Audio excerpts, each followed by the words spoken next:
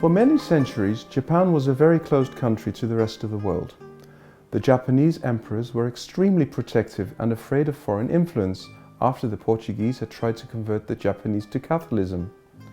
The only trade with the West was allowed through the Dutch, who were stationed on a small artificial island created as a trading post in the harbour of Nagasaki.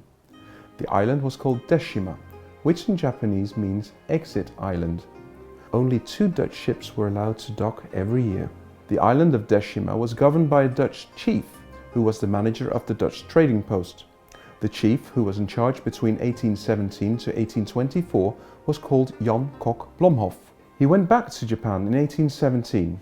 Not only had he been appointed as the new chief at Decima, he also brought with him his new Dutch wife and their baby son Johannes.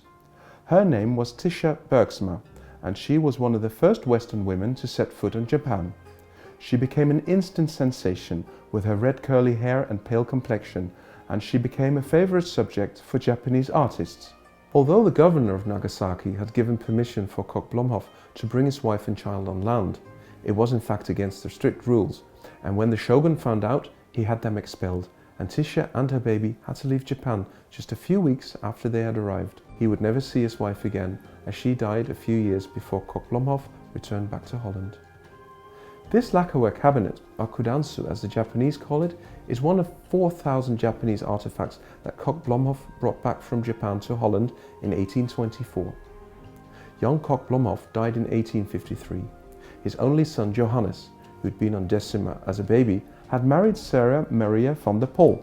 They inherited his father's estate. The couple remained childless, and Sarah outlived Johannes by 7 years. Their estate was then inherited by her brothers and sisters, and this cabinet eventually ended up in the ownership of Jan van der Hoop, whose mother was a van der Pol. Most of the Cock Blomhoff Japanese collection was already dispersed during the 19th and early 20th century. A lot ended up in important public collections such as the Rijksmuseum in Amsterdam and the Museum for Volkenkunde in Leiden.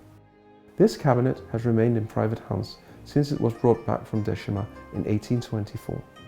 We're very excited to be able to offer such an exquisite object with such important provenance.